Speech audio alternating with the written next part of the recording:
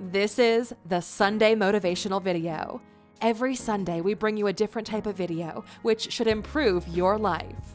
Today, we're looking at 15 incomplete quotes you've been sharing. Welcome to Alux.com, the place where future billionaires come to get inspired. Hello, Aluxers. Have you been having a great week so far? We sure hope so. This is a special video we're doing today because there isn't a worse feeling than being in the dark about something, and if we can shed some light on the issue, we are happy to do so. We've seen people share these quotes over and over again to prove a point without knowing the full story or making themselves look bad because of their ignorance. That's why we wanted to share with you, the Aluxers, the full versions and meanings of 15 common quotes which are regularly shared incompletely and actually mean the opposite of what people share them for. If you're new here, welcome. Be sure to subscribe and follow us on Instagram at Alux. So with that said, let's get started. Number 1. The early bird gets the worm, but the second mouse gets the cheese. How about that? People have been sharing this early bird gets the worm quote for decades, with the meaning that those who are first get to reap the best rewards. In business, life, and chess, there are cases when being the first one to move has its advantages, but since the road ahead isn't always clear, you might consider trailing behind someone, minimizing your own risk. In this famous quote, the second mouse gets to enjoy the rewards because he got to learn from the previous mouse. There's a lot more depth to the full quote than just the first half. We've seen this a lot in business. It's not about who did it first, it's about who did it right. Google wasn't the first search engine, and Facebook wasn't the first social network. But in both cases, they were superior products, which managed to overcome the mistakes the first generations made. For example, Facebook managed to get everyone to sign up using their real name, a mistake all previous social networks made, which was the main differentiator for their product. And the truth is, speaking of the birds, the mother is likely to feed all of her offspring equally, no matter who's waking up first, because she cares for them and wants all of them to succeed. Number 2. Curiosity killed the cat, but satisfaction brought it back. It's so crazy how the actual meaning of these phrases is the exact opposite of what people use them for. You've heard this one since you were little, with the point being that sometimes it's better not to stick your nose where other people don't think it should belong. But what if it was all worth it? What if the reward is worth pursuing? Sometimes what others stay away from is exactly where you should be headed. Extraordinary lives are not lived through mediocrity, so be curious, Aluxers. Number 3. Rome wasn't built in a day, but it burned in one. We actually love this quote. It's simple, and we love Rome. The extraordinary city took patience, effort, and resources to be put together, and even today it's still evolving. But all that effort can be obliterated in an instant if you're not careful. This is an obvious reference to the Great Fire of Rome attributed to Nero himself. If there's one thing we want you to take away from this quote, it's that no matter how hard you've built a reputation, it can go away in an instant if you don't take it seriously. Same goes for marriages or relationships. Many people find the love of their lives, but throw it all away for a moment of fairly mediocre pleasure. Small actions can wipe out years of hard work. Number 4. Jack of all trades, master of none, though oftentimes better than a master of one. We are big fans of specialization, especially since we're living in such a crowded and fast-moving space where you need to be hyper-focused so you maintain a competitive advantage in the marketplace. The full quote puts the idea in a different light and looks at the issue from a broader perspective. In everyday life, you'll need a variety of skills if you want to navigate the complex nature of our society. You need to be sociable, you need to know how to present yourself, how to negotiate, how to maintain relationships, how to establish partnerships beyond just being really good at a particular task. Your ability to interconnect different skills to your advantage could prove to yield better results than just being really good at one thing and ignoring everything else. Number 5. Great minds think alike, but fools rarely differ.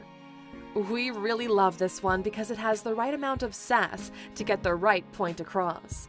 Just because a mass of people agree on a situation, it doesn't mean they have the right answer. Facts often differ from opinions, no matter how strongly you feel about it. We're living in this post-truth period where feelings have become more important than actual facts. We've seen this with the rise of boycotts just for the sake of boycotting, and people annexing themselves to movements just for the sake of having an identity for themselves. You can easily see this with the male feminists or the people in the Occupy Wall Street movement who lack a basic understanding of how societies work. This is the part where people who identify themselves as Apache helicopters get offended and dislike our videos. We see you getting all rattled with your social science degrees hanging on the wall, barely keeping yourselves from spilling your matcha. If you're in the mood for some harsh truth, we made a video called 15 Brutal Truths People Don't Want to Hear, which you can check out by clicking in the top right corner. Number 6. Blood is thicker than water. When the quote actually is, blood of the covenant is thicker than water of the womb. This is another quote that's being pushed out with the aim of saying that family is the closest type of bond one can have.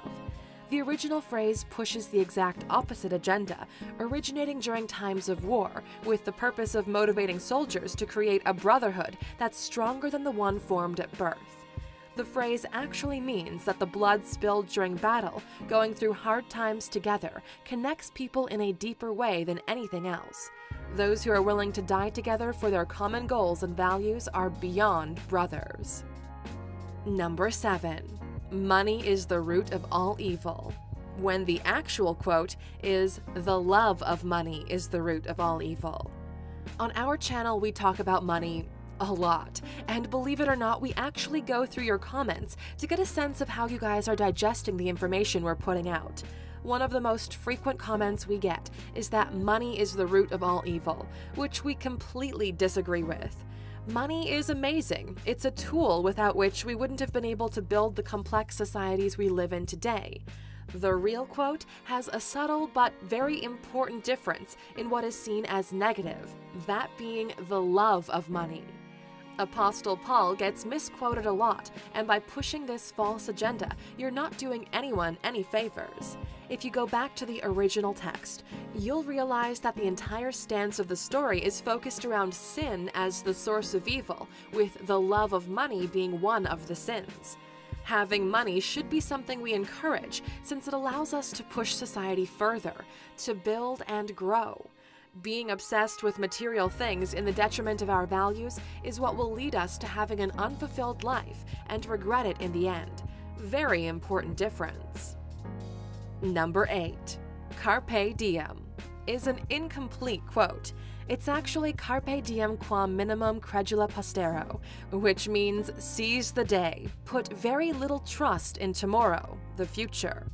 While the youths use Carpe Diem as an excuse to go YOLO, is YOLO still a thing? The meaning of the phrase relates more to getting as much done today, for you don't know what tomorrow will bring. There's a subtle difference in nuance there that's often ignored. Our generation sees it as a call to ignore responsibilities, for you might not know what the future holds, and enjoy yourself now. While the original meaning is more along the lines of get as many of your chores done today, because maybe tomorrow you won't get a chance to and your entire life will fall apart because of your momentary neglect. Carpe Diem is a call to getting shit done, not throwing away your future for immediate pleasures. Number 9. An eye for an eye only makes the world go blind. In order to move forward, you need to forgive but not forget. The act of revenge can only spark a chain of events which leads to such great losses on both sides that nobody wins. In war terminology, this is called Pyrrhic victory, when although you won, the damage you've taken is so great that it doesn't even matter anymore. Instead of repaying someone with the same coin, we recommend you take the necessary measures so it never happens again. As a last resort, if someone takes an eye from you, make sure the next move puts an end to everything. Some people choose to elevate themselves above the issue and make the world a better place with a single eye, while others choose to behead everyone connected to the one who inflicted the damage in the first place, so there isn't anyone left to come for revenge. Both set great examples for everyone watching. Number 10. Winning isn't everything, it's the only thing. Have you noticed how losers only share the first part of this famous quote by Vince Lombardi? In the age of participation trophies, we feel that the world has gone mad, trying to make everyone feel like a winner and taking away the pride of those who busted their asses off in order to get on that podium. Nature rewards the best performers, and up to this point, we tried to model our society based on that. Those who have the biggest positive impact get rewarded the most. The idea of not letting the losers feel bad for losing and making them winners as well goes against the very core of how the world has evolved. Your emotional system is telling you that if you want to have a better shot at fulfillment, you need to work harder in order to prove yourself worthy of achievements. It's your biology keeping you accountable for your lack of dedication. This type of behavior not only doesn't result in positive gains for the losing team, because deep down they understand they lost, but it does have negative effects on the victors, who are questioning why in the world they work so hard if the other team gets the same rewards. In recent years, the mediocre class has become more and more vocal, trying to enforce rules instead of treating the core issues. That's why we see schools trying to ban the idea of bullying, thus resulting in young adults who have no idea how to stand up for themselves in the real world once they leave their safe spaces. Don't get us wrong, bullying is bad, but sometimes you need the bad in order to develop the skill set necessary to thrive. We recommend you watch our 15 Rules to Win at Life video by clicking in the top right corner because it touches upon several shifts which can lead to a more successful existence. Number 11. Birds of a feather flock together until the cat comes. The second part of the quote exposes the fakeness of the reality we live in today, while the first part gives away to segregation based on the same feathers. This is a very interesting quote, which outlines the idea that those who are similar in nature gravitate towards one another because they can better relate between themselves. That is, until an external crippling force poses a threat to each member as an individual. The nature of the situation quickly shifts from a group mentality to a self-preservation mindset. The moment that threat shows up, the color of your feathers no longer matters, and all of that gets overwritten by selfish interests. The interesting thing is that you can observe the same type of behavior, even if the opposite of the situation presents itself. The birds will fight each other for a piece of bread, since personal gain oftentimes trumps the group values. Number 12. Ignorance is bliss. It is folly to be wise. We've heard this shared many times, saying it's better to not know something because it doesn't hurt you until it gets confirmed. We've even heard it in the context of affairs, where if only she didn't find out that he cheated, all would be well. People are weird. Where do we even begin with this one? The phrase is from a poem by English writer Thomas Gray, who was reflecting on the notion that the more you age, you learn about the world, and the pressures of adulthood fall onto your shoulders. He's not speaking of ignorance, yet he is referencing the early days of his existence when he was a child. That's what the entire quote means. It was great being young and not having to stress about the world the way I do now as an adult who is wise. The last thing you want to do in life is be ignorant. No matter how brutal the truth is, you want to know it, because only after you're aware of the truth, you can proceed to fixing or moving forward. And about the affair explanation, you felt the need to betray the trust of your partner and cheat. The foundation of how that relationship is built is already crippled, so it's just bound to crumble in time anyway. Number 13. The meek shall inherit the earth. Was actually lost in translation of the word meek, which doesn't mean poor or humble. The original meaning is something along the lines of, those who have the strongest weapons, yet keep them shackled, shall inherit the earth. This is once again another example where the poor and weak try to elevate themselves on an imaginary stage of moral superiority in order to make sense of their less-than-average lives. They keep lying to themselves that poverty caused by their inability to add value to the world is some sort of virtue, and villainize those who are out there making sacrifices and building the earth they speak of. While they're busy patting themselves on the back, the earth is literally inherited by the children of tycoons and changemakers. The translation for the phrase was provided to us by Dr. Jordan Peterson, who this year published a very interesting book, which we strongly recommend you pick up. It's called 12 Rules for Life, an Antidote to Chaos, which tackles many issues this generation is dealing with. The book is fairly expensive, around $20, but if you go to Alux.com/freebook and sign up, you can get the audiobook for free. Number 14. You can't have your cake and eat it too. It's actually, you can't eat the cake and still have it too. The only problem with this quote is that the original makes a lot more sense linguistically and logically than the one that's being shared around like crazy.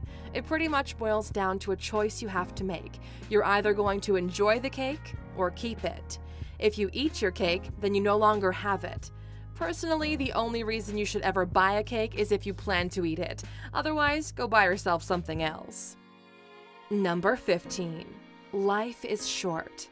It's actually the longest thing you'll ever do. It's all about perspective. Yes, life will pass by quickly, but compared to everything else in your life, it's the longest thing you get to experience. The idea that life is short transpires the notion that you don't get enough time to do all the things you want to do. The reality is, there is more than enough time to do almost all of the things you want to do in life. You're just choosing to waste it on things that don't make a difference. Life is short if you spend your time in front of the TV and in the office. We've met people who, in just a few months, lived more than some people do their entire lives. It's a matter of choice, so you don't get the excuse of complaining that life is short, because even if you lived twice as long, you would still waste the bulk of it. And that's all for today, Aluxers. Before you go, we're curious. What other quotes do you see people share that are the most annoying to you? Let us know in the comments. And as always, as a reward for watching another Sunday video until the end, you get some bonus info. Number 16. Alux.com live streams? We've been contemplating the idea of interacting with you guys more, and we just wanted to see if you would be interested in joining us for a 1-hour live stream once a month, where we can do Q&As, talk about life and business, maybe give some advice if that's what you're looking for. We could have our CEO on, maybe bring guests. The thing is, we're still thinking about whether or not there's enough interest in something like that. What do you think? Is that something you guys would find valuable? Write live stream in the comments if you would like to watch it, and maybe leave some recommendations for what you would like us to cover. If there isn't a lot of interest, we probably won't do it, since we've got a lot on our plate already. But let's see what you think. Thank you for spending some time with us, Aluxer. Make sure to subscribe so you never miss a video. If you want more, we handpicked these videos you might enjoy, or head over to Alux.com for the best in fine living content on the planet. Be a part of the largest community of luxury enthusiasts in the world and tell your story.